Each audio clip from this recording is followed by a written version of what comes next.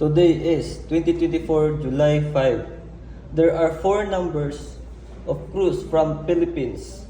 Now we are playing Philippines language version of video advocacy. Name of vessel, Shin Dao Ming number 16. Name list of crews who are watching the video. Salindang Carlito Jr. Kunting, Abraham Alion Saldavia, Tumatao Christopher June Flores, Carolina Jason Casta.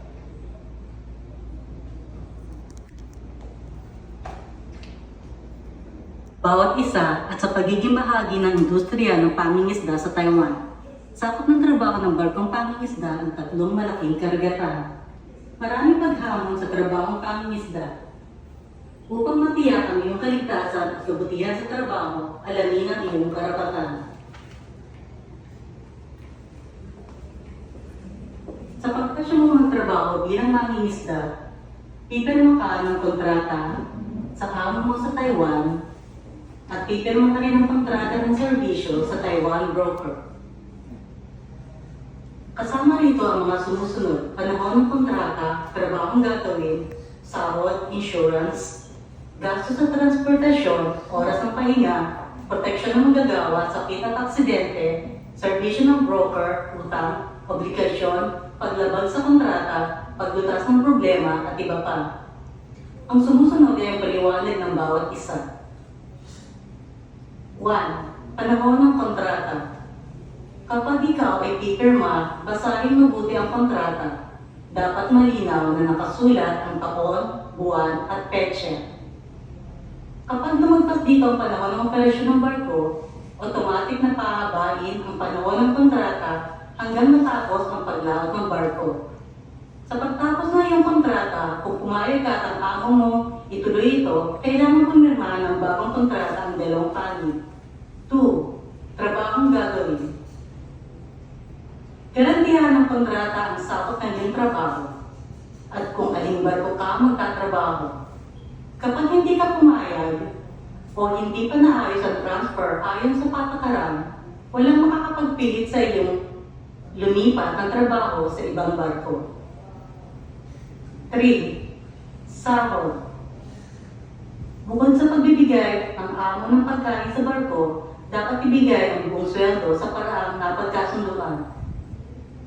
Maaaring hilingin sa amo na ibigayan niyong sahod in cash o irimitan niyong sahod sa itinalagang account. Ang iyong buwan ng sahod ay ibibigay na iyong amo na hindi bababa ng $550.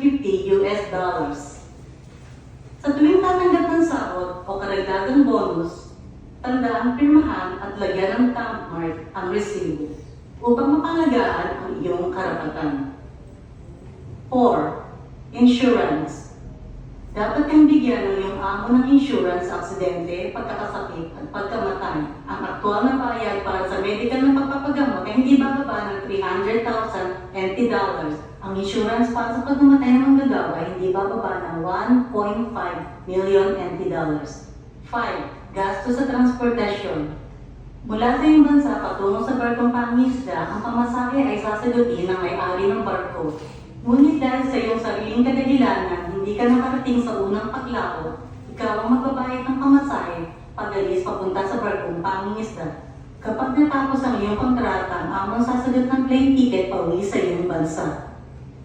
Ngunit kapag ikaw ay lumabag sa batas at napauwi, o napaaga ang pagtapos mo ng kontrata, sa sariling kadahilanan, ikaw ang magbabayad ng iyong plane ticket pauwi. 6. Oras ng pahinga. Ayon sa patakaran, hindi dapat bababa sa 10 oras ang pahinga sa isang araw. Dapat tuloy-tuloy ng 6 na oras ang pahinga. Sa 7 araw, dapat ay hindi bababa sa 77 oras ang total na pahinga. Ngunit dahil kakaiba ang trabaho ng pangingisda, maaaring dahil sa pangangailangan ng barko, tauhan, o ang kailangan seguridad ng huling isda, kung kakayanin ng iyong katawan matapos mapagkasunduan ng amo o kapitan, maaaring habaan ang oras ng trabaho at palitan ng ibang araw ang pahinga. 7. Proteksyon ng manggagawa. Upang mapangalagaan ang iyong kaligtasan habang nagtatrabaho sa deck ng barko, laging isuot ang life jacket. Dapat tiyakin ng amo na may sapat na kagamitang pangligtas sa barko, tulad ng lifeboats, life jackets, salbabida at iba pa. Upang magawa mo ng maayos ang iyong trabaho, ang iyong amo ay magbibigay ng kagamitang kakailanganin mo, tulad ng bota, guantes, damit panglamig at iba pa. A. Sakit at aksidente. Kapag ikaw ay nasugatan o nagkasakit dahil sa trabaho, ang iyong amo ang magdadala sa iyo sa pinakamalapit na paggamutan at ang iyong amo rin ang magbabayad ng gasto sa pagpapagamot. Kung sakaling hindi ka mapagaling o ikaw ay mamatay, ikaw at ang iyong pag-aari ay ibibigay sa taong itinalaga mo. Ang iyong amo ang sasagot ng ticket sa pagpapawi sa iyo. Makikipag-ugnayan ng broker sa pamilya mo, aayusin ang iyong dokumento at ang babayaran ng insurance. Ngunit kung hindi dahil sa trabaho ang iyong sugat o sakit at di makakapagtrabaho sa madaling panahon, maaaring walang bayaran ng amo at mapapaagang makansela ang iyong kontrata. 9. Serbisyo ng broker. Mga serbisyo ng broker. Ayusin ang mga dokumentong kailangan sa trabaho sa barko sa Taiwan. Paghatid sa lugar ng trabaho at pagsundo kapag tapos na ang kontrata. Tulungan makipag-usap sa amo. Dapat din sabihin ng broker ang mga patakaran sa trabaho at pamumuhay sa barko. Pag-schedule sa itinaliang hospital para sa medical examination, pag-translate sa konsultasyon, at iba pa. Dapat mong tandaan ang emergency telephone number ng iyong broker para masabi mo agad ang iyong problema. Sa kontratang pinirmahan mo at ng broker, nakasulat dito ang halaga ng pagproseso ng mga dokumento, medical examination at iba pa. Hindi dapat maningil ang broker ng halagang hindi nakasulat sa kontrata. 10. Utang. Kapag kailangan mo mangutang sa amo o sa broker o humingi ng tulong na bayaran muna nila, dapat isulat sa resibo ang pangalan ng nagpautang, halaga at paraan ng pagbabayad. Kailangan makumpirmahin mo na bago pinirma at lagyan ng tammark, hindi maaaring lumabag ang sinuman sa napagkasunduan ng paraan ng pagbabayad. At hindi dapat kaltasin sa sahod mo ang anumang multa o penalty ng walang kalintulot. 11. Kakaibang pangangailangan. Kung dahil sa reliyon o kaugalian at may bawal o espesyal na pangangailangan, sabihin agad sa amo, sa broker o sa kapitan ng barko. 12. Pananagutan. Tuparin ang nakasaad sa kontrata at sumunod sa batas. Sumunod sa utos ng amo at kapitan ng barko. Huwag bantaan ang kasamahan at huwag makipag-away.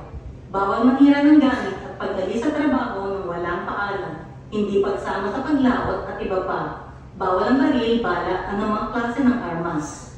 Upang madaling maiayos ng broker ang iyong mga dokumento, dapat magbigay ng tamang impormasyon. Kapag hindi tama ang impormasyon sa iyong mga dokumento at nagkaroon ng problema sa iyong pag-alis, sarili mo itong pananagutan. 13. Paglabag sa kontrata. Kapag nais mong mapaaga ang pagtapos ng kontrata, dapat bigyan ng abiso ang amo at broker. Sa maaga mong pagtapos ng kontrata o paglabag sa pananagutan at nagdulot ng pinsala sa amo at broker, dapat mong sagutin ang kompensasyon. Maliban kung ang dahilan ay hindi mo kontrolado. Ganun din, kung pinaaga ng amo o broker ang pagtapos ng kontrata at nagdulot ng pinsala sa iyo, kailangan nilang sagutin ang kompensasyon. 14. Kontrata.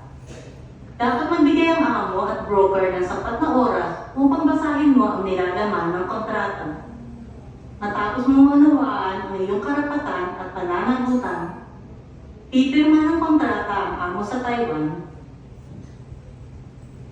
at isang kontrata sa serbisyo ng broker sa Taiwan. At tandaan, dapat ay may kopya ka ng mga pirmadong kontrata.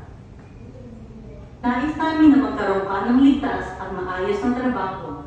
Kapag nagkaroon ng paglabag sa karapatan sa trabaho, hindi pagkakaintindihan o pagmamatrato sa trabaho, huwag patagalin at i-report agad.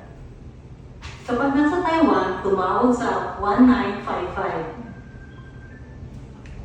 Ito ay libreng serbisyo ng pagtatanong at pag-apila sa wikang Chino, English, Thai, Indonesia at Vietnam.